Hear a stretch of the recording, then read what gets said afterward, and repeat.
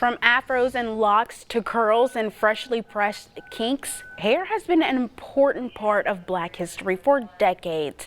Hair and what is considered as socially acceptable has been a part of the conversation for years.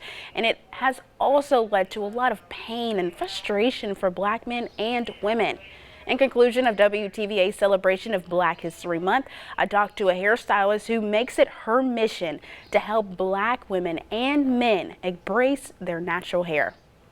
Black hair comes in all textures, colors, and sizes, and the time for conforming is over. Whatever your lock is or your coral pattern is, we want you to embrace it. Chandra Pennell is the owner of Crowns, and she has been doing hair for more than 15 years.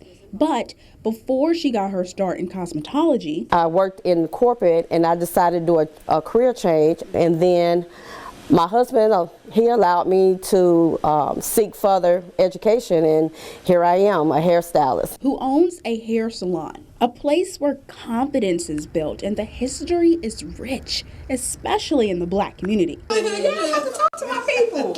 As a woman of color, I remember me and my mom would sit for what felt like hours at the kitchen table or in the bathroom, and she would put one of these in my hair and then would later put in a hot comb. Despite society's expectations, many Black women are learning to embrace their natural hair.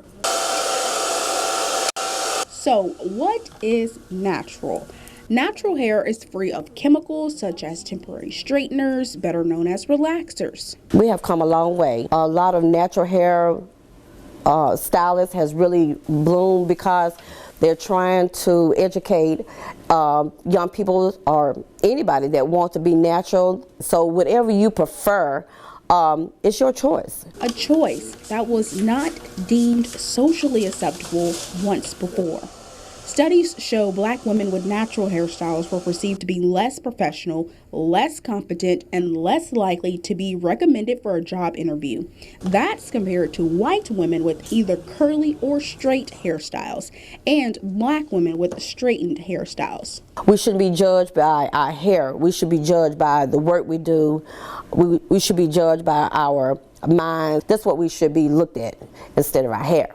As for solutions, some have pushed for legislation to stop hair discrimination.